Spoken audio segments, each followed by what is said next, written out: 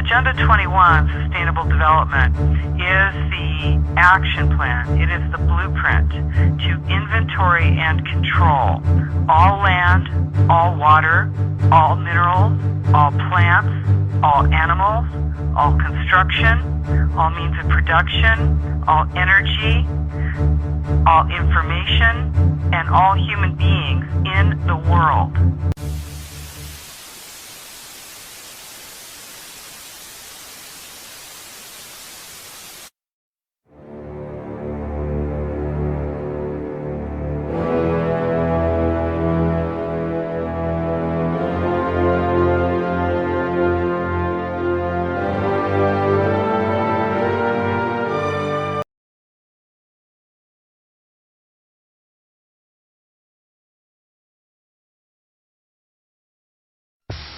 Last 8 years, Dan Duvall has run a sober living center for about 30 homeless people on his 72-acre ranch. In California, a 66-year-old man was jailed Monday after being accused of illegally housing homeless people on his ranch in San Luis Obispo. Would you like to see all the executive orders that have been put into place to take over our nation, to have complete control over us, to take away our rights, round us up, and put us where they want us? Here we go. Executive Order 10990 allows the government to take over all modes of transportation and control of all highways and seaports. Executive Order 10995 allows the government to seize and control the communication media. Executive Order 10997 allows the government to take over all electrical power, gas, petroleum, fuels, and minerals. Executive Order 10998 allows the government to seize all means of transportation, including personal cars, trucks, or vehicles of any kind, and total control over highways, seaports, and waterways. Executive Order 10999 allows the government to take over all food resources and farms. Executive Order 11000 allows the government to mobilize civilians into work brigades under government supervision. Executive Order 11001 allows the government to take over all health, education, and welfare functions. Executive Order 11002 designates the Postmaster General to operate a national registration of all persons. Executive Order 11003 allows the government to take over all airports and aircraft, including commercial aircraft. Executive Order 11004 allows a Housing and Finance Authority to relocate communities, build new housing with public funds, designate areas to be abandoned, and establish new locations for populations. Executive Order 11005 allows the government to take over railroads, inland waterways, and public storage facilities. Executive Order 11051 specifies the responsibility of the Office of Emergency Planning and gives authorization to put all executive orders into effect in times of increased international tensions and economic or financial crisis. Executive Order 11310 grants authority to the Department of Justice to enforce the plans set out in executive orders, to institute industrial support, to establish judicial and legislative liaison, to control all aliens, to operate penal and correctional institutions, and to advise and assist the President. Executive Order 11049 assigns emergency preparedness function to federal department and agencies, consolidating 21 operative executive orders issued over a 15-year period.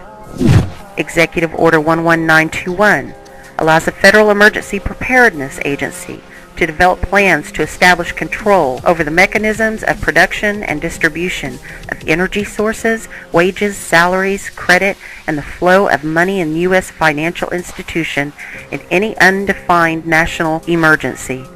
It also provides that when a state of emergency is declared by the President, Congress cannot review the action for 6 months. The Federal Emergency Management Agency has broad powers in every aspect of the nation. General Frank Salzito, chief of FEMA's Civil Security Division, stated in a 1983 conference that he saw FEMA's role as a new frontier in the protection of individual and governmental leaders from assassination and of civil and military installations, from sabotage and or attack, as well as prevention of dissident groups from gaining access to U.S. opinion or a global audience in times of crisis. FEMA's powers were consolidated by President Carter to incorporate the National Security Act of 1947 that allows for strategic relocation of industries, services, government, and other essential economic activities, and to rationalize the requirements for manpower, resources, and production facilities. The 1950 Defense Production Act gives the President sweeping powers over all aspects of the economy. The Act of August 29, 1916 authorizes the security of the Army in time of war to take possession of any transportation system from transporting troops, material, or any other purpose related to the emergency. The International Emergency Economic Powers Act enables the President to seize the property of a foreign country or national. These powers were transferred to FEMA in a sweeping consolidation in 1979. The Trans-Texas Corridor is a vital part because we stop it here in Texas. We stop the New World Order right here in Texas. This thing started here.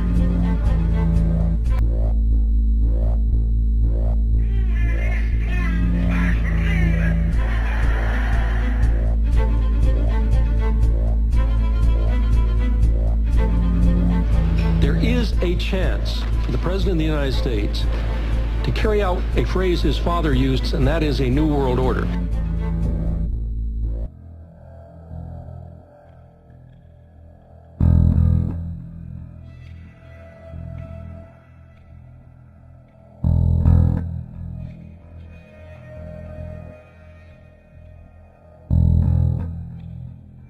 I appeared before the Congressional Committee to tell what I knew of activities which might lead to an attempt to set up a fascist dictatorship. The potential for the disastrous rise of misplaced power exists and will persist. The very word secrecy is repugnant in a free and open society. And we are, as a people, inherently and historically opposed to secret societies, to secret oaths, and to secret proceedings. President Bush signed a formal agreement that will end the United States as we know it. And he took the step without approval from either the U.S. Congress or the people of the United States. The secret organizations of the world power elite are no longer secret. It's known as the Bilderberg Group. Could their objective be world domination? I'm Jim Tucker. I've chased Bilderberg for 30 years. I'll never give up the chase. Bilderberg plan for the whole world is nothing less than world government. I'm not comfortable with that at all. Who elected these guys to run the planet? They are the elitists. They feel they should run the world for their own selfish interests. Now we can see a new world coming into view. A world in which there is the very real prospect of a new world order. Bilderberg is making great progress toward a world government, and only an educated, informed public can stop them in their tracks. It's good to be back at the Council on Foreign Relations. As Pete mentioned, I've been a member for a long time and was actually a director for some period of time. I never mentioned that when I was campaigning for re-election back home in Wyoming. Let us never tolerate outrageous conspiracy theories. Everything is set into place. In which every human being on planet Earth is ultimately responsible to policies that are being formulated at the international level. It is a big idea, a new world order.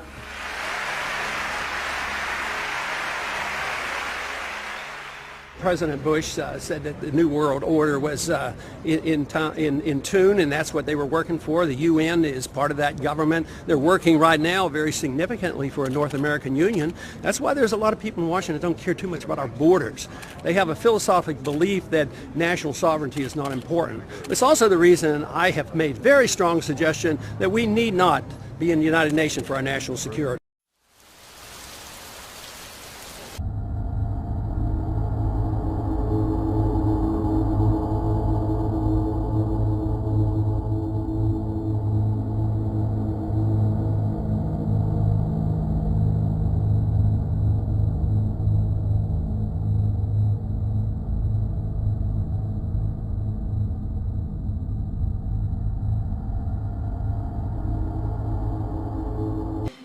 in terms of watching emerging nations trying to figure out where they fit and how we fit relative to them and so on.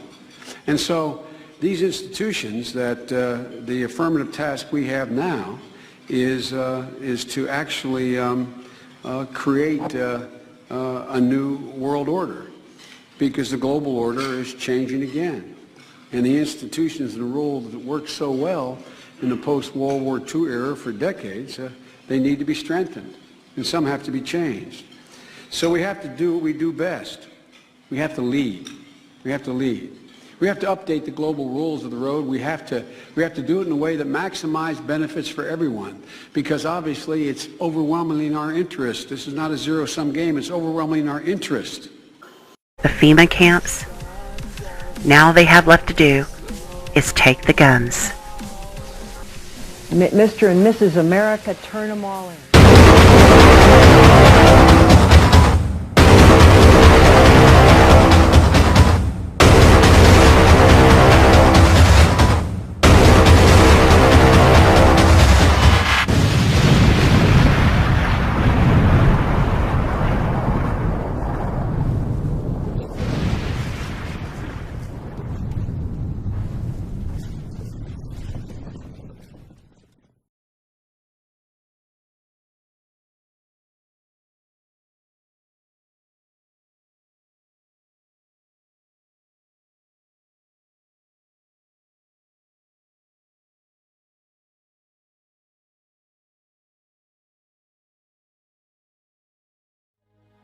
Painful in the extreme is the mandate of our expulsion. I ask you in the name of justice for a repose for myself and my injured people. Let us alone. We will not harm you. We want rest.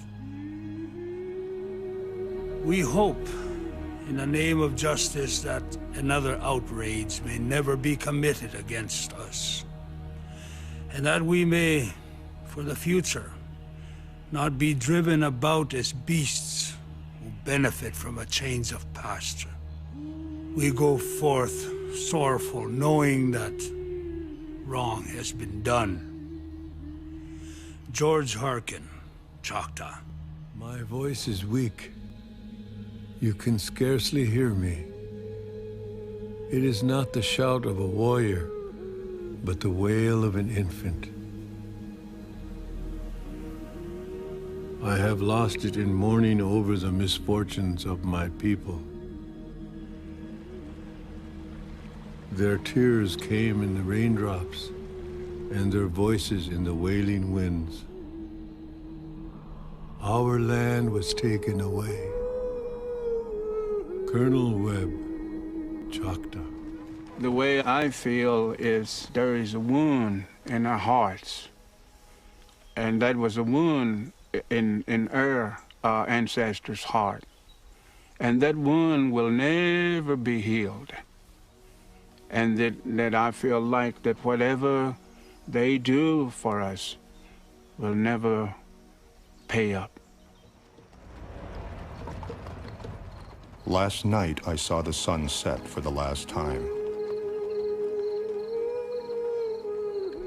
and its light shine upon the treetops, and the land, and the water that I am never to look upon again. Minoa Creek.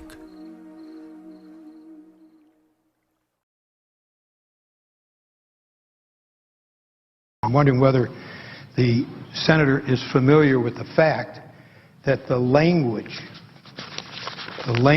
which precluded the application of Section 1031 to American citizens was in the bill that we originally approved in the Armed Services Committee, and the administration asked us to remove the language which says that U.S. citizens and lawful residents would not be subject to this section. Is the senator familiar with the fact that it was the administration that asked us to remove the very language which we had in the bill which passed the committee, and that we removed it at the request of the administration that would have said that this determination would not apply to U.S. citizens and lawful residents. I'm just wondering, is the senator familiar with the fact that it was the administration which asked us to remove the very language, the absence of which is now objected to by the senator from Illinois? I'm familiar now because the senator from Michigan has shared that fact.